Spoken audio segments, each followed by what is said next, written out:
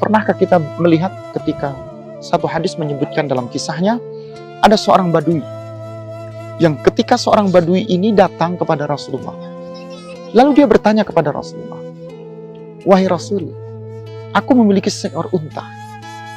Bagaimana ketika seekor unta ini aku lepas dia, aku biarkan dia, lalu aku mencari sesuatu?" Lalu kata Rasulullah, "Apa?"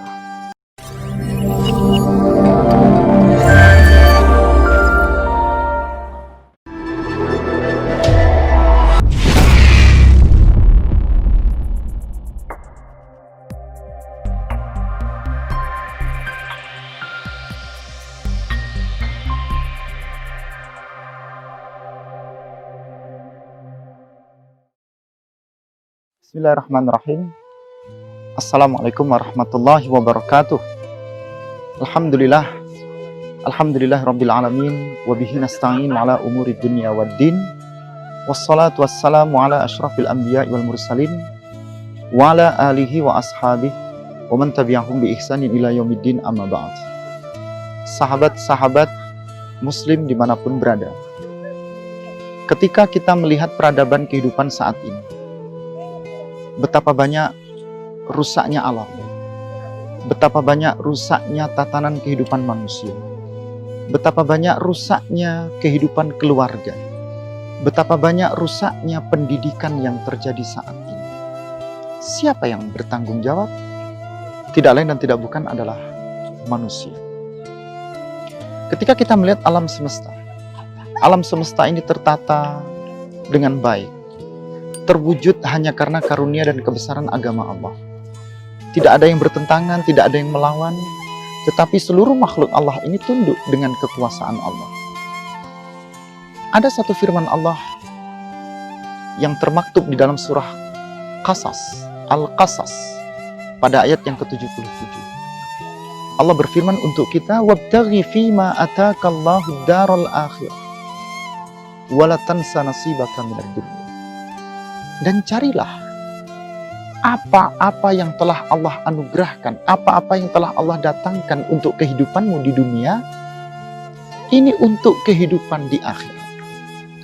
Wala tansa nasibaka minad dunya. Tetapi engkau jangan lalai, jangan lupa nasibmu dalam kehidupan di dunia. Seolah-olah Allah memberi keseimbangan kehidupan dunia dan kehidupan akhirat.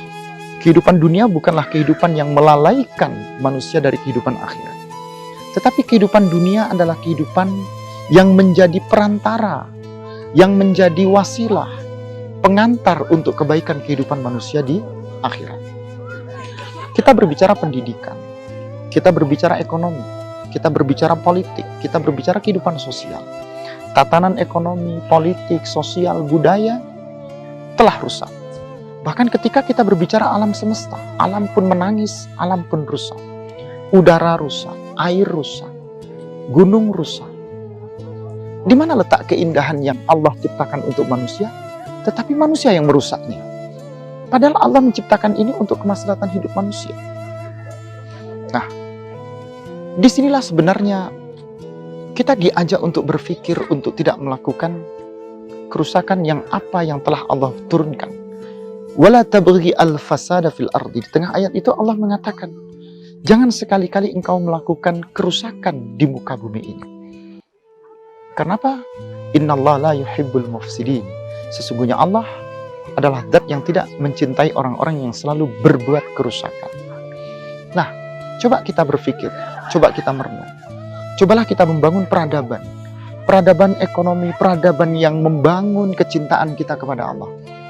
Peradaban pendidikan yang mengajak kita untuk semakin mengetahui ilmunya Allah.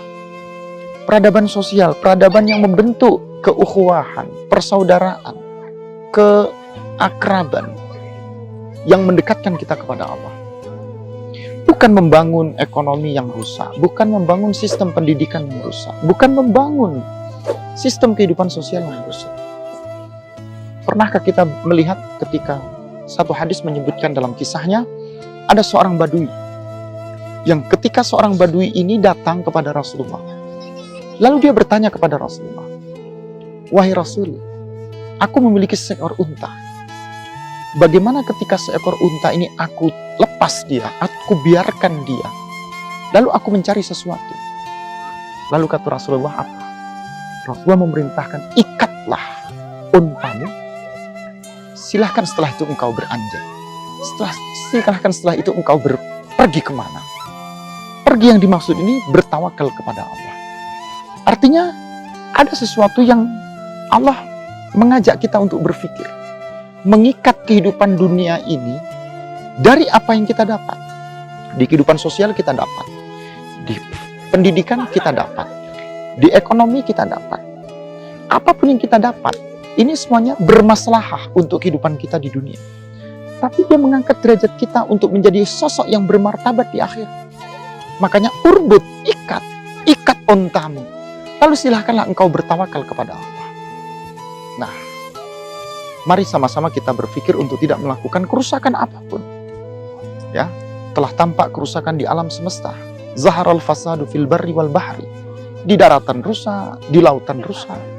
Dan ini disebabkan bima kasabat aidin nas. Dari apa yang telah dilakukan oleh tangan-tangan manusia. Aidun itu kita artikan yadun. Yadun itu berarti tangan. Ketika manusia memiliki tangan, maka tangan ini adalah kekuatan. Tangan ini adalah kekuasaan. Tangan ini adalah kebijakan.